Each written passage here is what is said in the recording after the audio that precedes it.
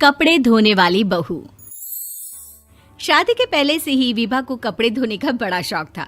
कभी नल के नीचे तो कभी तालाब के पास। अरे मेरी नीली वाली लुंगी नहीं दिख रही है। विभा की अम्मा, कहाँ रखी है लुंगी? अरे वो तो विभा ने परसों ही धोकर रखी थी आपकी अलमारी में, देखो वहीं होगी। वो ना मैंने आज धो दी, मुझे लगा कि गंदी हो गई होगी।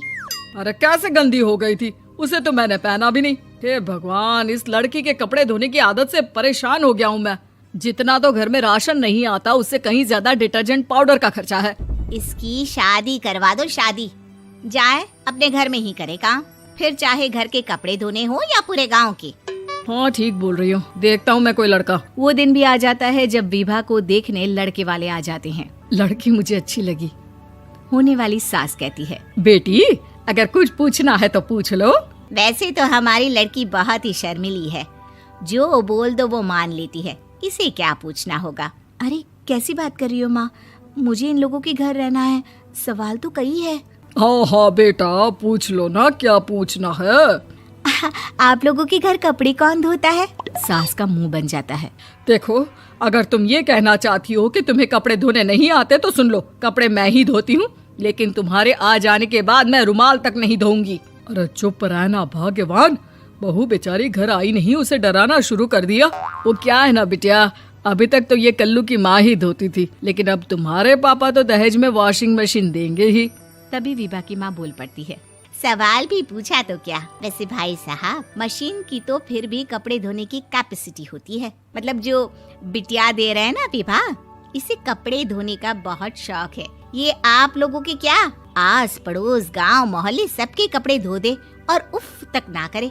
बाहर देखा नहीं आपने कितने कपड़े सूख रहे हैं?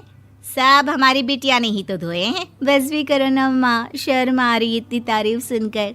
और तो और एक दाग निकाल कर दिखाओ तो मान जाओ। हाँ अच्छा, माफ करना बेटा, मैंने गलत समझा।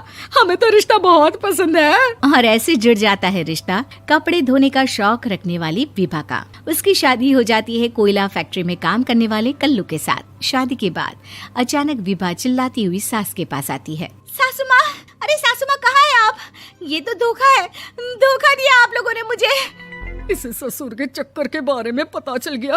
अरे तो उसमें तुझे क्यों धोखा मिला है? अरे नल में पानी नहीं आता, कपड़े कैसे कब धुलेंगे?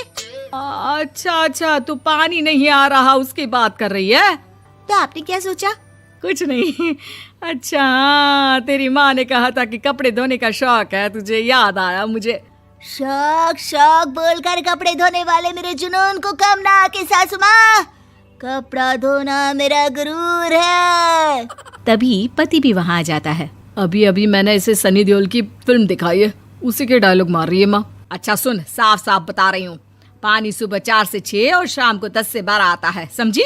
विभा टाइमिंग सुनकर हैरान हो जाती है। ये क्या भूतों का मोहल्ला है? सुबह 4 बजे उठकर कौन कपड़े धोता है? 4 बजे टंकी में पानी जाता है, फिर सारा दिन धोना ना, किसने मना किया? अरे कैसी बात कर रही हैं? 200 लीटर की टंकी में कितने कपड़े धो लूंगी मैं? सुबह ही उठ जाऊंगी मैं। अब क्या था, विभा सुबह 4 से लेकर रात के 12 बजे तक कपड़े ही धोती रहती। एक रोज सास पड़ोस से निकलकर कहीं जा रही होती है कि साथ वाली कहती है, हाँ कल्लू की माँ, जरा ये बताओ कि 2 साड़ी है, 2 ब्लाउज और एक पेटीकोट और एक नाड़े वाला लंबा कच्छा। हाँ तो? अरे तो क्या, कितना लोगी धुलाई ये बताओ। धोबन दिख रहे हैं हम क्या? हमारे पति सरकारी नौकरी से अभी रिटायर हुए हैं और बेटा सुपरवाइजर है कोयला फैक्ट्री में। धोबन समझ रखा है हमें। हाय रे कल्लू की अम्मा, माफ कर दो, वो तो मोहल्ले में यही सब बता रहे थे कि तुमने बहू को कपड़ा धुलवाने के काम में लगा दिया है। सास को पड़ोसन की बात सुनकर गुस्सा आ जाता है। वो घर पहुंचती है जहां घर के बाहर ही इतने सारे कपड़े सूख रहे होते हैं जितने कि किसी धोबन के घर पर। अरे ओ कल्लू की दुल्हन, बाहर निकल। माँ जी यहीं आ जाओ, बाथरूम में चादर धो रहे हैं हम। अरे अभी हम धोते हैं, तुमको बाहर निकलो। ये आस पड़ोस वाले बोल रहे हैं कि हम बहू से कपड़े धुलवा कर उसे कपड़ा धोने वाली बना दिए हैं। अरे छोड़ो ना माँ जी, किन लोगों की बातों में आती हो? आस पास के लोगों का तो काम ही होता है कि वो किसी तरह सास बहू को लड़ा दे। बहू सारे घर के कपड़े धोती है, ये क्या कम है? बोलिए। सास को भी लग जाता है कि वो बहू का ये सनकीपन नहीं छुड़वा सकती, इससे अच्छा है कि खुद ही चुप हो जाए।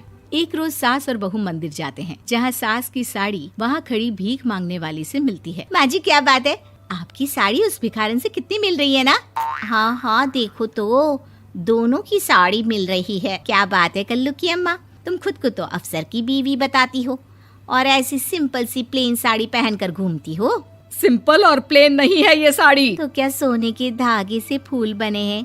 कुछ भी सासू माँ, कुछ भी। हाँ बने थे इस साड़ी में सोने के धागे से फूल। मेरे पति लेकर आए थे मद्रास से स्पेशली मेरे लिए 10,000 की। ताहे भाई साहब इस भिखारन के लिए भी सेम टू सेम साड़ी लेकर आए होंगे 10,000 की। सास उस वक्त तो कुछ नहीं कहती, लेकिन बहू के साथ घर आती है और अलमारी से एल्बम निकाल कर लाती है। ये साड़ी देख रही है, ये वही साड़ी है जिसे मैंने अभी पहना था। इस साड़ी में ये जो चमकदार फूल दिख रहे हैं ना, ये सोने के धागों से काढ़े गए हैं। लेकिन तू लोकल वॉशिंग मशीन ब्रश से घिस घिस कर सारे फूलों को निकाल कर साड़ी प्लेन कर दी। मुझे माफ कर दीजिए सासू माँ। और तो और, जब मैंने तुझे तेरी गलती के लिए कुछ नहीं कहा, लेकिन तूने तो सबके सामने मेरा मजाक ही बना दिया। क्यों? बहू को समझ में आ जाता है कि अब से उसका कपड़े धोना बंद।